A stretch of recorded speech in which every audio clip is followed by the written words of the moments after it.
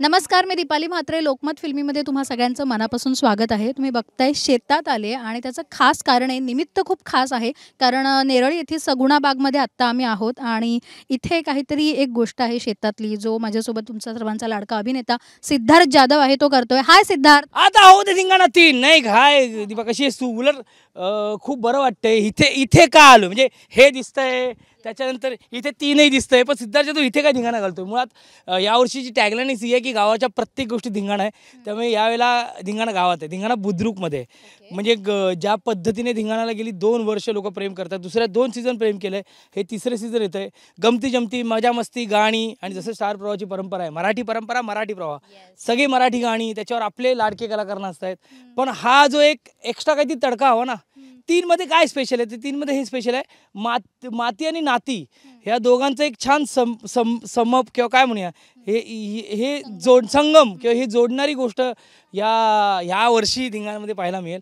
म्हणजे आता मी चवळी लावली, त्याच्यानंतर थोडंसं ह्या पद्धतीच्या गोष्टी म्हणजे छोट्या छोट्या गोष्टी आहेत, जे एलिमेंट तुम्हाला टास्कच्या रूपात किंवा काय म्हणूया गाण्यांच्या रूपात किंवा डान्सच्या रूपात तुम्हाला ह्या वर्षी धिंगाणामध्ये पाहायला मिळणार आहे. त्यामुळे इथे येऊन म्हणजे खूप वर्षांनी मी खरंच खूप वर्षांनी शेतात आलो. लहानपणी जेव्हा गावी होतो, केळवली माझं गाव, मी कोकणातला आहे, तर ते आमची भात लावणी असेल त्यावेळेला आईबरोबर जाणं असतं ना, आणि ते त्यांची ॲक्युरेसी वेगळीच असते. म्हणजे तर ते काहीतरी करण्याचा प्रयत्न केला इथं थोडासा. तू पण ते शिकत होतास ना, एकदा करून बघूया तू आता काय करत होतास. त्यांनी मला जे सांगितलं आता लहानपणी जास्तीत जास्त मला काय आवडायचं लहानपणी झुडपणी.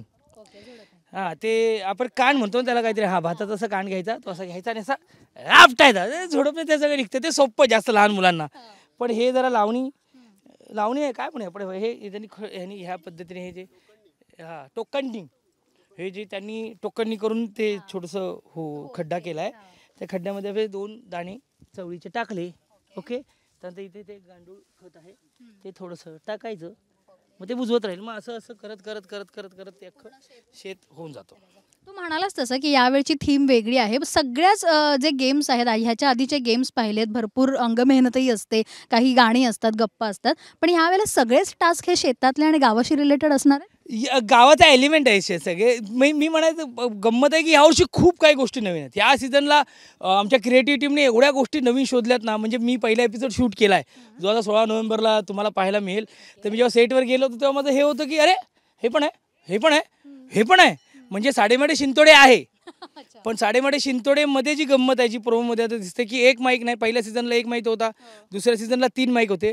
आता जो माईकचा मोर्चा आला आहे, म्हणजे एवढे माईक आहे की जवळजवळ अंघोळ निघणार आहे. जर तुमचं मराठी गाणं चुकलं तर अक्षरशः अंघोळ होईल एवढं पाणी उडणार आहे. गमती जमती आहेत आणि हे सगळ्यांना आवडतं आहे. त्यामुळे नवीन खूप राऊंड्स पण आलेले आहेत, टास्क आलेले आहेत. मी मगाशी म्हटल्याप्रमाणे की गावाशी रिलेटेड काही टास्क असतील, तो एक एलिमेंट असेल, काय गोष्टी असतील. म्हणजे पहिला एपिसोड झाला आहे किंवा पहिला एपिसोड परवा दिसणार म्हणून मी एवढंच बोलू शकतो, कारण मी आत्ता इथं सगळं बोललो तर ती गंमत राहीलच. पण हा शो एवढा एनर्जेटिक आहे, हा शो एवढा कनेक्ट होतो, मला खूप बरं वाटतं. मी सतीश राजवाडे सर, श्री सुमेध, स्टार प्रवाह, फ्रेमच्या टीमला आभार मानतो. कारण शो करूया, एक चल ना नॉन फिक्शन शो करूया, शनिवार रविवार आणूया, असं करता त्याचा 3रा सीझन होतो आहे. याचं सगळं श्रेय हे मायबाप रसिक प्रेक्षकांना आहे आणि तुम्हा सगळ्या मित्रमैत्रिणींना आहे. कारण तुमच्यामुळे जास्तीत जास्त रीच होतो. आणि मला स्टार प्रवाहाची ही गोष्ट आवडते की पत्रकारांना ज्या पद्धतीने प्लेस करता स्टार प्रवाह, म्हणजे प्रत्येक अवॉर्ड शोला आपण पहिल्या 2 रांगेत बसतो वगैरे.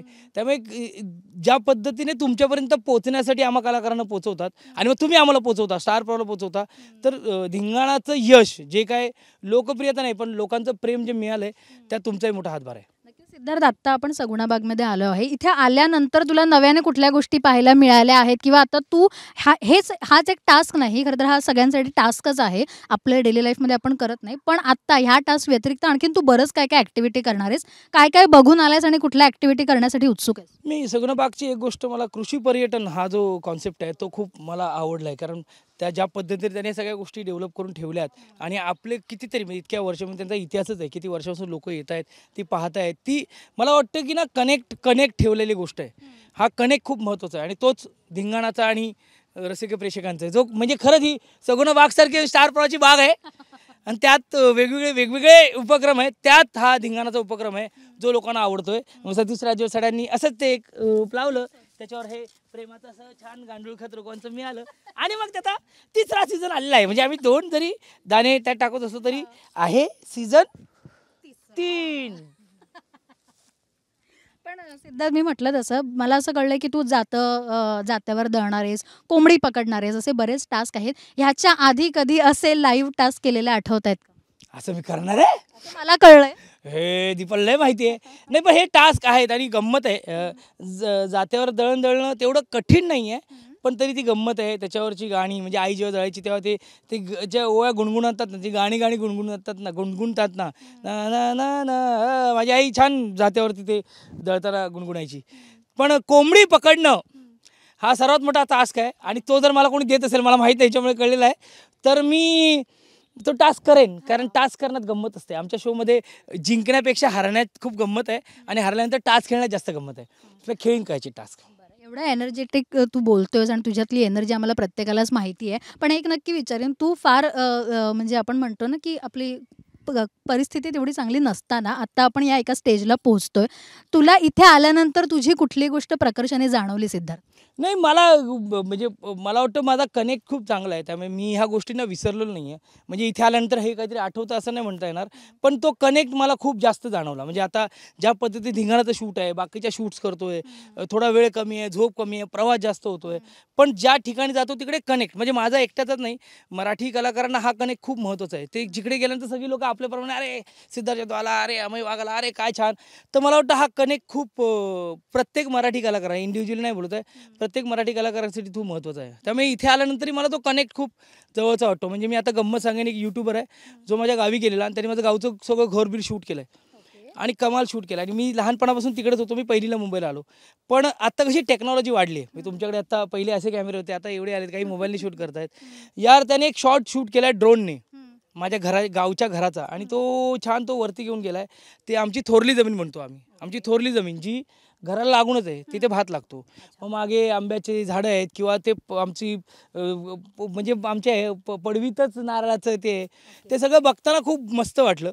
तर मला वाटतं तो कनेक्ट खूप महत्त्वाचा आहे आणि तो कनेक्ट मला अजूनही मायबाप रसिक प्रेक्षकांबरोबर जोडून ठेवला आहे. बरं, जाता जाता एक गोष्ट आवर्जून विचारेन, धिंगाण्याचे बरेच आता हा 3रा सीझन आहे. इमॅजिकाला लास्ट टाइम आपण केलेली ओपनिंग, त्याच्यानंतर आज आपण सगुणा बागमध्ये आलो. 2 सीझन यशस्वीपणे पार पडलेत आणि बऱ्याच प्रेक्षकांमध्ये त्याचा दबदबा असतो, त्यांना आवडत असतं. 3रा सीझन अर्थात वेगळा असणार आहे, गाजणार आहे. तुला काय अपेक्षा आहेत 3ऱ्या सीझनकडनं? 2 सीझनने सिद्धार्थला काय दिलंय आणि आता 3ऱ्या सीझनमध्ये सिद्धार्थ काय देणार आहे? मला वाटतं प्रेम दिलंय आणि कनेक्शन, बरं परत एक कनेक्शन दिलं की स्टार प्रवाह आणि मायबाप रसिक प्रेक्षकांचं जे कनेक्शन आहे त्यात मी कुठंतरी जॉईन झालो आहे. म्हणजे पहिल्या सीझनला मी सतीश सरांना म्हटलं होतं मला असं काहीतरी टेलिव्हिजनवर करायचं आहे. पहिला सीझन सतीश सरांनी केला, तो लोकांना आवडला. 2रा सीझन आवडला. मला वाटतं की मला ॲज अ होस्ट म्हणून मला त्यांनी म्हणजे ॲक्च्युली हे शेत आहे आणि त्यांनी मला बागडायला सोडलं. मला ते सोडतात. म्हणजे तुला जे पद्धतीने करायचं ते कर. तू म्हणशील तर धिंगाण्याने मला काय दिलं, तर धिंगाण्याने मला मोमेंट्स दिलेत. माझ्या आईवडिलांना आणल्यानंतर, माझ्या भावाला आणल्यानंतर माझा बड्डे सेलिब्रेट केला. मोठी आयुष्यातली गोष्ट म्हणजे मराठी इंडस्ट्रीतला, मराठी टेलिव्हिजन इंडस्ट्रीतला पहिला कलाकार ज्याला गाडी मिळाली आहे, जी स्टार प्रवाहाने धिंगाण्याने मला दिली आहे.